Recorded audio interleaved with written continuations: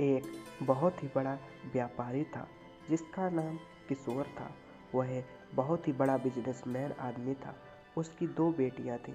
बड़ी वाली बेटी का नाम सुमन था और छोटी वाली बेटी का नाम सुमिति था।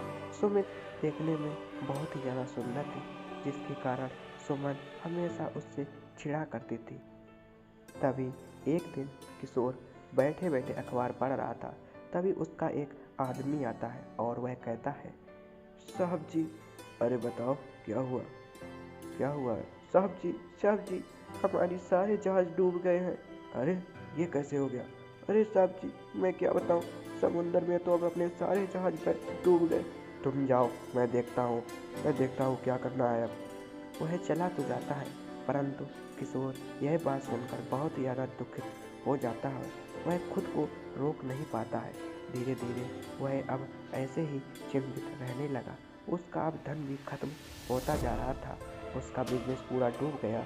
उसे अपना घर भी ढीलना पड़ा और अब वह लोग एक छोटे से घर में रहने लगे। उसकी छोटी बेटी सुमिति उसका बहुत ही ज़्यादा ख्याल रखा करती थी। तभी एक दिन प्रातः काल होता है और सुमन ऐसे ही आ रही थी। उसका सिर दरवाजे से टकरा जाता है। अरे, ये कैसे देखने से दरवाजे हैं? मेरा पूरा दिमाग ही खराब हो गया। अरे बेटी, क्या करूं मैं? अरे आप तो बोलिए ही मत, आपके कारण ही मैं यहाँ पर फंस गई हूँ, पता नहीं कहाँ से। अरे बेटी, मैं क्या करूँ, इसमें मेरी भी गलती है। अरे आप तो रहने दीजिए, अब भाषण पर सुनाइए। पता नहीं कहाँ से मैं हो गई इनकी बेटी। बेचारी सुमति उसे बहुत ही बुरा भला कहती है, परंतु सुमिति उसकी हर एक बात माना करती थी। किशोर देखते ही देखते वह अब ज़्यादा चिंतित रहने लगा, जिस कारण उसकी अब तबीयत भी बिगड़ गई। तभी एक दिन, दीदी, मैं जंगल से कुछ लकड़ियाँ लेने जा रही हूँ, आप पिताजी का कुछ ख्याल रखना। हाँ हाँ, जाओ जाओ, और जल्दी आना, शाम को खाना भी बनाना। हाँ हाँ दीदी, क्यों नहीं। तभी सुमिति कुल्हाड़ी को लेकर जंगल की ओर निकलती है। वह जंगल से जा ही रही थी और जंगल में पहुंचकर वह लकड़ी काटने लगती है। वह काफ़ी देर उसको हो जाती है और अंधेरा हो जाता है। वह लकड़ी काटकर आ ही रही थी, तभी अचानक खूब तेज बारिश होने लगती है और बिजली कड़कने लगती है। वह बारिश से बचने के लिए वह एक पेड़ के नीचे खड़ी हो जाती है। बारिश काफ़ी देर तक बरसती रहती है और बंद होने का नाम ही नहीं लेती। तभी वह ऐसे ही ये देखती ही रहती है। हे भगवान, ये बारिश भी कब बंद होगी? हे भगवान, बारिश बंद कर दो ना। बेचारी सुमति बहुत ही ज़्यादा चिंतित हो जाती है। वह भीगते भीगते आगे आती है। तभी वह एक बहुत बड़ी हवेली देखती है। वह हवेली पे जाती है। जैसे ही वह हवेली के पास जाती है तो वहाँ पर तो कोई भी द्वारी नहीं था। वह हवेली के अंदर जाना चाहती थी। वह हवेली देखने में भी बहुत ही सुंदर थी। वह जैसे ही उसके पास जाती है और वह ज़ोर ज़ोर से आवाज़ लगाती है, कोई है, कोई है, परंतु वहाँ पर कोई भी नहीं बोलता है, जिस कारण वह महल के अंदर जाती है। फिर वह आवाज़ लगाती है, परंतु फिर भी कोई भी नहीं बोलता है। बेचारी सुमति काम करते करते बहुत ही ज़्यादा थक चुकी थी। उसे अब भूख भी लग रही थी। वही 5 वाली टेबल पर बहुत ही स्वादिष्ट खाना रखा हुआ था। वह जल्दी से जाती है और वहीं पर बैठकर वह खाना खाने लगती है। वह खाना बहुत ही ज़्यादा सुंदर था, जिस कारण वह बहुत ही ज़्यादा खाकर एकदम उसको नींद आ जाती है। वह सोने के लिए ऊपर कमरे में जाने लगती है और वहाँ पर वह लेट जाती है।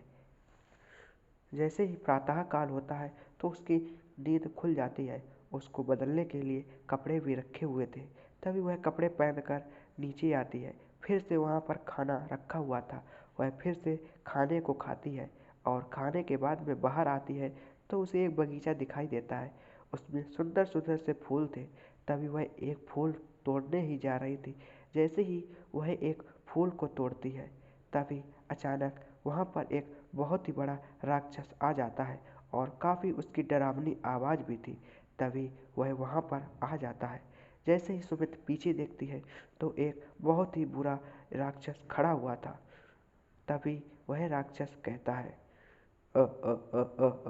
मैंने तुम्हें खाने के लिए खाना दिया, रहने के लिए एक बिस्तर दिया और बदलने के लिए कपड़े दिए।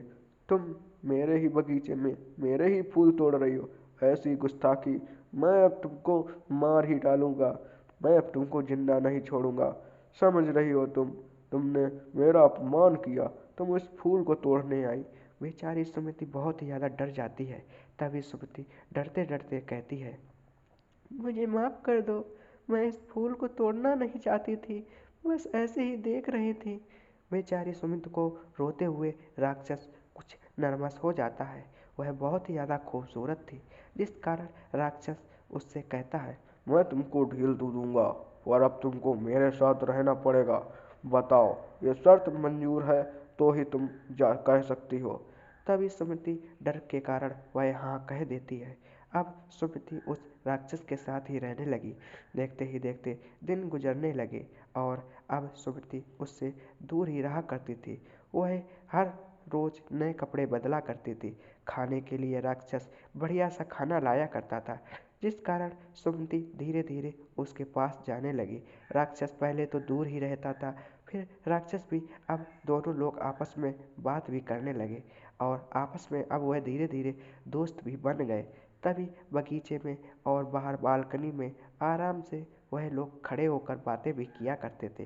तभी वह फूल तोड़ने के लिए भी इजाज़त देती है और राक्षस फूल तोड़ने की भी इजाज़त दे देता है। तभी एक दिन राक्षस कहता है, ऐसी ही कहानी देखने के लिए सब्सक्राइब करें, यदि पार्ट 2 तो कमेंट करें।